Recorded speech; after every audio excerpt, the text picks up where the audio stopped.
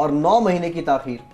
جی سب سے پہلے تو یہی بات کہ یہ والے جو اسکول ہیں ان کی فارمیشن کو سمجھنا بہت ضروری ہے. یہ وہ اسکول ہیں جو نظر انداز اور پسماندہ علاقوں میں 1998 میں پہلے ناروے کی حکومت سے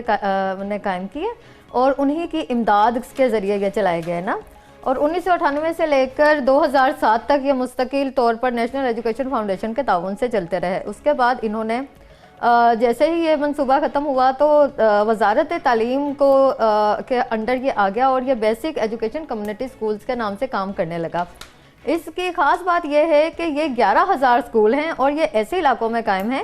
جہاں کوئی یعنی کہ ایسے سمجھیں کہ ایک محلے کی سطح پر ایک گھر میں اسکول ٹیچر کے گھر میں یہ اسکول موجود ہیں جو ان کو پڑھاتا بھی ہے, جو بچوں کو لے کر بھی آتا ہے. بچوں کی انرولمنٹ سے لے کر تعلیم و تربیت ساری کی ساری اس کی ذمہ داری ہے اور اس کے بدلے میں اسے 8,000 روپے ماہانہ تنخواہ ملتی ہے جو سماہی بنیادوں پر ملتی ہے اور وہ بھی پچھلے 9 ماہ سے نہیں مل رہی. پاکستان بھر میں ایسے 11,000 کمیونٹی اسکول ہیں جو ملک بھر میں کام کر رہے ہیں. ملک بھر میں یہ والے جو اسکول ہیں یہ نان فارمل چل رہے ہیں جبکہ بلوچستان میں یہ فارمل حیثیت سے چل رہے ہیں کیونکہ بلوچستان میں فارمل کے بغیر کوئی وہ چل ہی نہیں سکتا. وہاں کا انفراسٹرکچر جو ہے تعلیم کا وہ اور بھی زیادہ کمپلیکیٹڈ ہے اور ان 11,000 اسکولوں میں 12,480 اسکول ٹیچرز کام کر رہے ہیں اور مستقل بنیادوں پر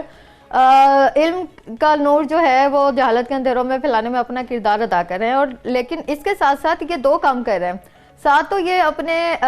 ہر تیسرے چوتھے سال جو ہے ان کو تنخواہیں اسی طریقے سے روک لی جاتی ہیں اور ان کے اس کا PC1 کا مسئلہ ہو جاتا ہے. ساتھ ہی ساتھ ان کا یہ کہنا ہے کہ ہم 12,480 اساتذہ پر جو 412 نان ٹیچنگ سٹاف ہے وہ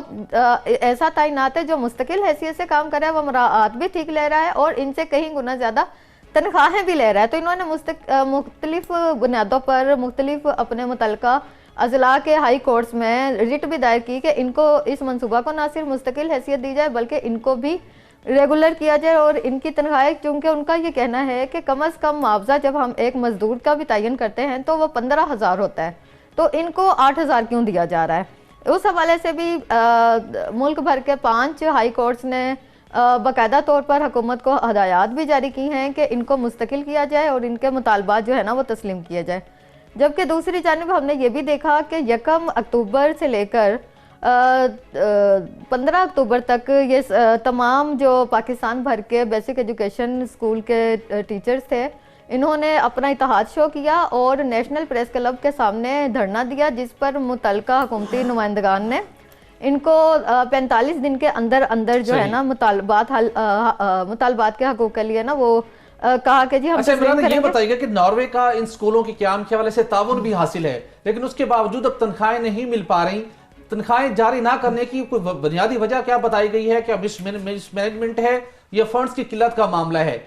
جی یہ ناروے کی جو تعاون تھا وہ 2007 تک رہا تھا. 2007 کے بعد یہ باقاعدہ وزارت تعلیم کے تحت یہ منصوبہ آ گیا اور اب یہ حکومت پاکستان ہی اس کو چلا رہی ہے کیونکہ یہ منصوبہ یہ قرار دیا جا رہا ہے کہ یہ واقعی میں جو شرح خواندگی ہے اس میں کمی لانے کے لیے ایک بہت مفید ہتھیار ثابت ہو رہا ہے اور اسی کو مستقل بنیادوں پر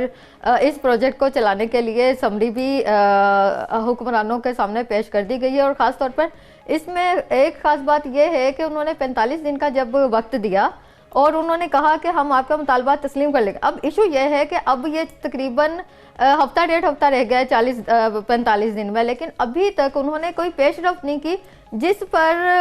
ان تمام اسکولوں کے پاکستان بھر کے اسکولوں نے 26 نومبر کو دوبارہ سے ملک بھر میں ہڑتالیں اور نیشنل پریس کلب کے سامنے دھرنا دینے کا اعلان کیا ہے. اور ان کا یہ کہنا ہے, انہوں نے یہ کہا ہے کہ ہم بھرپور طاقت کے ساتھ آئیں گے اور اسکولوں کے بچوں کو بھی لے کر آئیں گے. اور یہاں میں یہ بھی بتاتی چلوں